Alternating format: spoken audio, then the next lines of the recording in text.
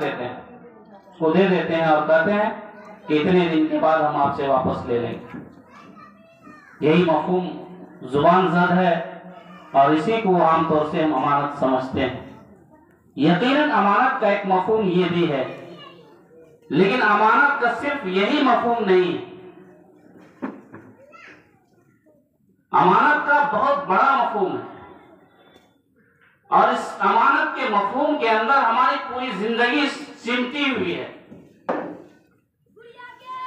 سورہ احزاب کی آیت نمبر 72 میں اللہ تعالیٰ نے ارشاد فرمایا، اِنَّا عَرَضْنَا الْأَمَانَةَ عَلَى السَّمَاوَاتِ وَالْأَرْضِ وَالْجِبَالِ فَأَبَيْنَ أَن يَحْمِلْنَهَا وَأَشْفَقْنَ مِنْهَا وَحَمَلَهَا الْإِنسَانُ إِنَّهُ كَانَ ظَلُومًا جَهُولًا۔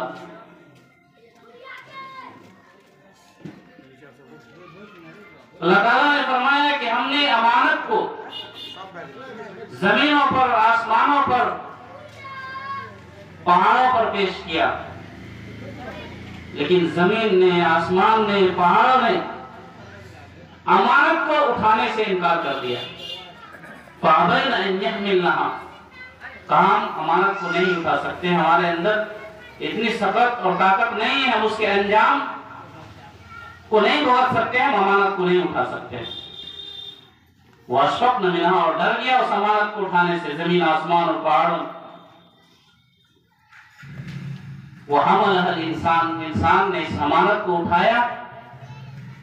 اللہ تعالیٰ آگے بھی فرما رہے ہیں کہ انسان اس کے نتیجے سے، اس کے انجام سے بے خبر تھا، جاہل تھا، ظالم تھا۔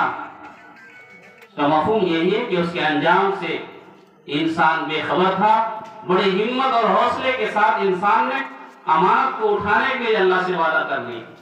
مفسرین فرماتے ہیں کہ اس آیت میں اور بھی باتیں ہیں، لیکن جمہور علماء، جمہور مفسرین یہ فرماتے ہیں اس امانت سے مراد اللہ تعالیٰ کا وہ دن ہے جب اللہ تعالیٰ نے یوم الست میں انسانوں کی، تمام انسانوں کی، اس روئے زمین پر شروع سے آخر تک جتنے بھی انسان پیدا کیے جائیں گے، تمام کی روحوں کو جمع کر اللہ تعالیٰ نے ان کے روحوں سے یہ وعدہ لیا تھا کہ بتاؤ کیا میں تمہارا پروردگار ہوں یا نہیں۔ تمام روحوں نے بیک زبان ہو کر کہا تھا کہ آپ ہمارے پروردگار ہیں۔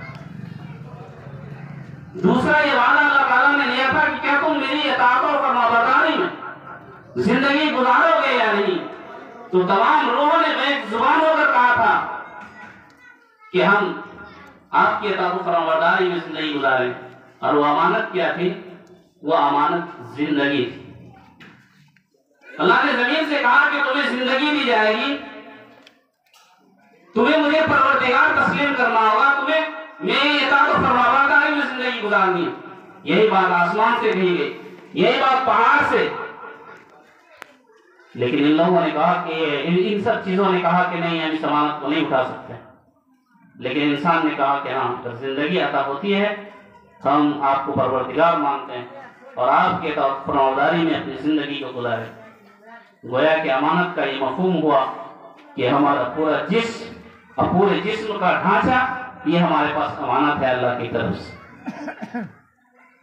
یہی وجہ ہے مذہب اسلام میں اور دین پہ چلنے والے شروع سے آخر تک توحید کے قائل جتنے بھی دنیا میں لوگ آئے، ہر ایک نبی نے وحدانیت کی دعوت دی، اس کے اندر یہ بات پائی گئی اور اللہ تعالیٰ نے خودکشی کو حرام قرار دیا۔ آپ اس کے پیچھے غور کیا کبھی نہیں کہ اللہ نے کیوں خودکشی کو حرام قرار دیا؟ اسی لیے حرام قرار دیا کہ یہ جسم آپ کی نہیں ہے۔ اللہ نے ایمان کے بدلے، جنت کے بدلے اللہ تعالیٰ نے آپ کی جسم کو خرید لیا، آپ کو زندگی دیا، لیکن اسی زندگی کو اللہ نے خرید لیا۔ خود قرآن مجید میں اللہ نے فرمایا کہ ہم نے تمہارے جسم و جان کو، تمہاری زندگی کو ہم نے ایمان کے بدلے اور جنت کے بدلے خرید لیا ہے۔ دیا تو تھا لیکن واپس لے لیا ہے، اور یہ زندگی تم کو واپس امانت کے طور پر دے دیا ہے۔